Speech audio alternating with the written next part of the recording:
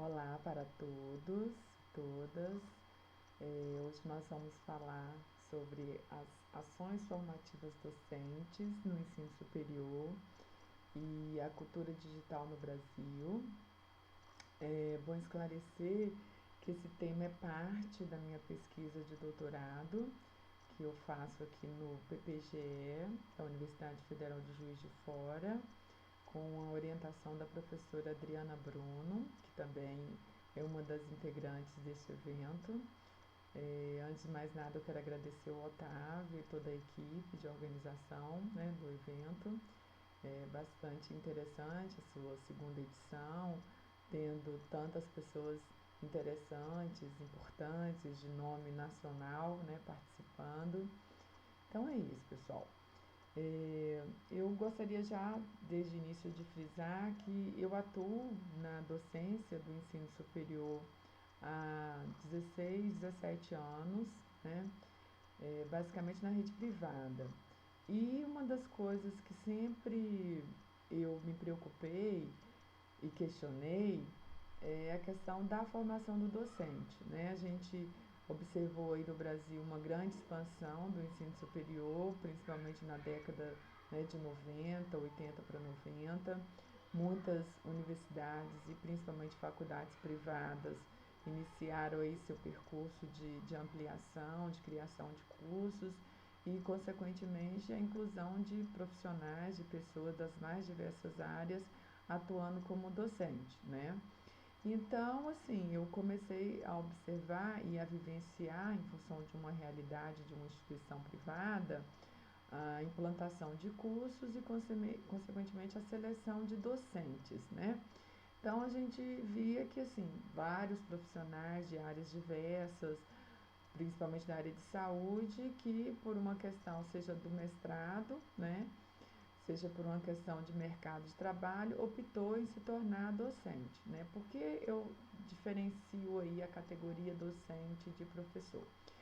Porque eu trabalho com aquele sujeito, aquela pessoa que durante a sua formação acadêmica não teve a licenciatura como base, né?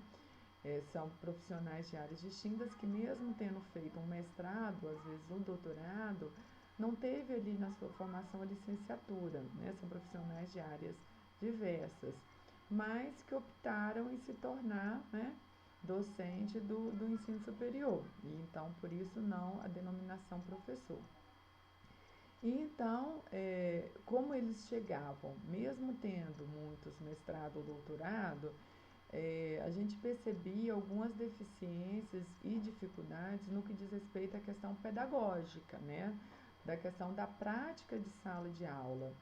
Então eu comecei a me questionar isso, de que forma as instituições poderiam fazer ou poderiam contribuir para tentar aí sanar um déficit no que diz respeito à formação pedagógica desses profissionais. Então, a gente sabe aí que muitas instituições têm realizado ações, basicamente na rede pública, né, nas universidades públicas federais. A gente observa esse movimento a partir de 2012, em função de uma lei, né, que obriga essas instituições, no período probatório, a oferta de ações de formação, né?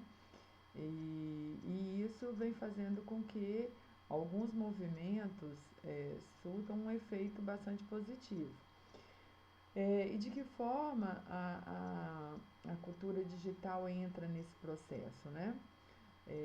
Entra não só pela oferta, né, desses cursos, dessas ações, porque a maior parte faz no modelo bilíngue, né, trabalhando aí não só com ações presenciais, com formações presenciais, mas também à distância, utilizam de ferramentas e recursos de forma que as TICs se façam presentes neste material, né? Então a gente vê aí uma preocupação no letramento digital para esses professores, ainda que são casos isolados, mas a gente já observa a presença disso, né? Até porque esses docentes estão vendo que os alunos que chegam a essas instituições já chegam com uma certa formação, ou vamos dizer assim, uma certa, como é que eu diria assim, familiaridade com muitos dos recursos tecnológicos, né? E aí, como que eles ficariam de fora, né, desse movimento junto aos seus alunos? Então, há de se preocupar com esse letramento digital, né? E que medida? Não só porque as instituições estão percebendo isso, mas eu acho que o próprio docente também vem vivenciando isso.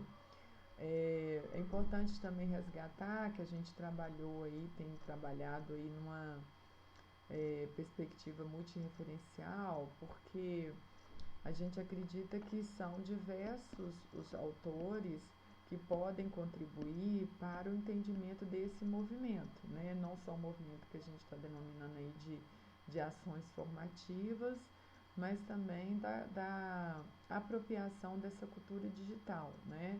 Vivenciada no seu cotidiano ali, não só de prática de sala de aula, mas enquanto sujeito, né, integrante aí dessa sociedade, né, contemporânea. Então, a gente tem trabalhado aí com alguns autores, como é o caso do Nova, do Zabauza, né, do Mazeto, da própria Leia, da própria Selma Garrido Pimenta também, né, para nos ajudar a compreender melhor este movimento, porque o Serres também, que é um autor francês bastante interessante, que discute aí a geração polegarzinha, né, que são esses indivíduos esses jovens que já chegam com um domínio do manuseio dos recursos tecnológicos com muita facilidade, né, e que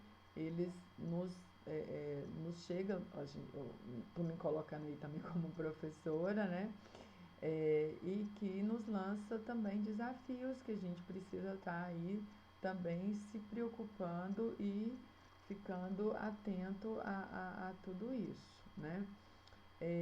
Eu gostaria também só de ilustrar que quando a gente fez aí essa pesquisa, procurando entender o que tem sido feito em termos de ações formativas para os docentes, a gente percebeu aí que muitas instituições promovem palestras, promovem cursos, realmente com a preocupação de capacitar ou de sanar algumas deficiências apresentadas pelos próprios docentes, né?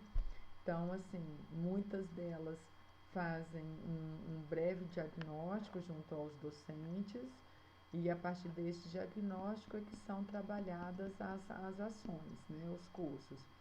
Só que a gente viu também nessa pesquisa, só complementando também, no caso das universidades federais, hoje no Brasil, que são 63, nós trabalhamos 10 num projeto piloto, num primeiro momento, e depois a gente, das 53 restantes, a gente trabalhou com 37 instituições, né? O que nos remete aí a um universo de 70% das universidades federais. E dessas pesquisas, dessas universidades que a gente conseguiu entrevistar, né, aplicar um questionário, 37, ou melhor, dessas 37, 71%, ou seja, a maioria, não fazem nada no que diz respeito ao acompanhamento dessas ações.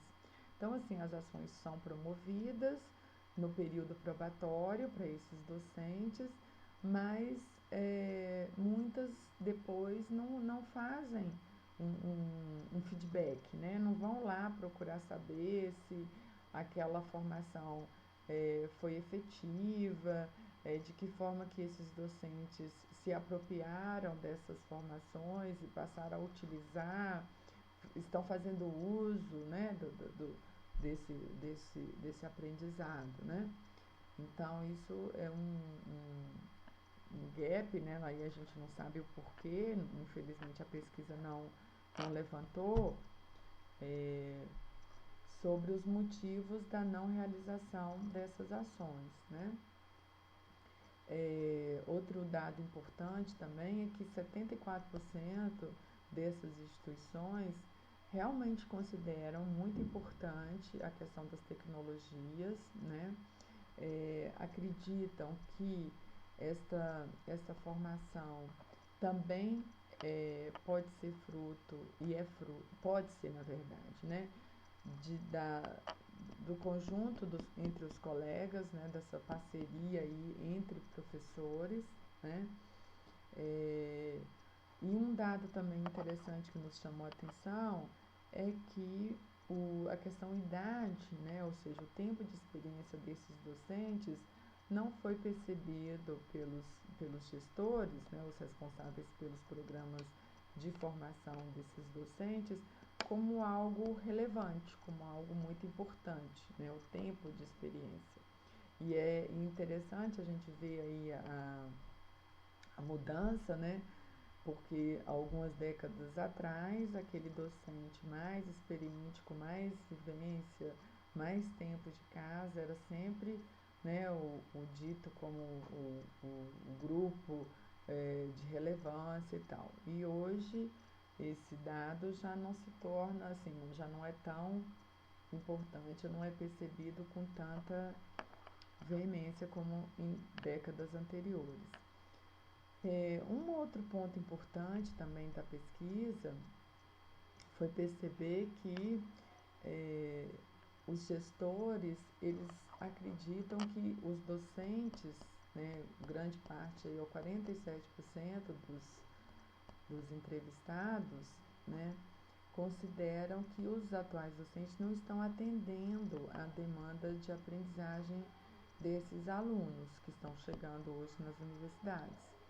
E o motivo, né, quando perguntado a eles o motivo então desse não atendimento dessas demandas pedagógicas, segundo eles, em parte, ou grande parte, né, porque 55% se deve às práticas pedagógicas defasadas, né? Já um segundo ponto, a questão das linguagens distintas entre os docentes e os alunos. Então, assim, isso reforça a nossa ideia inicial de que as ações formativas, elas estão cada vez mais sendo necessárias, né? E essas ações formativas, para que as práticas pedagógicas, a relação de sala de aula se torne mais próxima a esses docentes, então a gente vê o quanto que isso está sendo necessário, o quanto que isso está sendo percebido pelos gestores das universidades que promovem ações formativas, né? Tem sido, então, elemento de ação contínua, porque são poucas, menos de 10% das universidades brasileiras que não fazem nada. Então, a gente vê um número bastante expressivo, né? Mais de 90% das universidades estão fazendo, e ao fazer, estão incluindo a questão das linguagens, dos programas,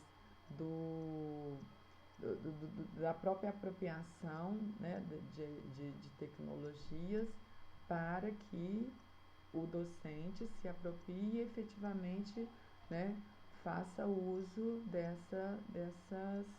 dessas práticas. É claro que a gente sabe que o momento atual também é um momento, né, difícil. As universidades, elas passam também por processos políticos complexos, né, difíceis. Isso foi percebido também na pesquisa por conta de dificuldade de acesso, dificuldade de chegar até a pessoa, disponibilidade dessa pessoa em participar da pesquisa. Então, trocas de reitores, de pró-reitorias. Então, a gente está vendo aí também alguns reagrupamentos, né, dentro das universidades, e isso, sem dúvida nenhuma, tem um lado positivo, né, um lado favorável, mas tem também os entraves que possam vir a comprometer, seja ações de continuidade, seja ações de reestruturação. Mas, em síntese, a pesquisa nos mostrou que há um movimento bastante positivo, há sem dúvida nenhuma a consciência desses gestores da necessidade dessas ações formativas, até por conta, né, do que a gente já tinha dito no início, de que muitos desses sujeitos que se tornam docentes não tiveram na sua formação estricto sensu disciplinas ou o viés para o lado, né, pedagógico. Então, assim, é o programa que o habilita para vir a se tornar docente, participar de um concurso público, etc. e tal. Mas há sim ainda deficiência na formação desses sujeitos para com a prática de sala de aula, né, a prática da docência. A gente viu aí recentemente uma pesquisa muito grande desenvolvida pela GAT, que confirma isso, né? Então, assim, para sintetizar, temos muito caminho, né, pela frente, muitas ações aí para que se tornem efetivas verdadeiramente, né? Então, eu quero agradecer esses 20 minutinhos apenas de fala, mas me colocar aí à disposição, caso vocês queiram saber mais detalhes sobre a pesquisa, enfim, sobre o tipo específico, né, de ação, como é feita. A gente está aí se aproximando um pouco mais de algumas universidades para conhecer essas realidades, né? Como eu disse, a gente está ainda em fase, né, intermediária do doutorado, tá? Eu fico aí à disposição, tá? Desde já agradeço mais uma vez ao Otávio e toda a equipe de organização do evento.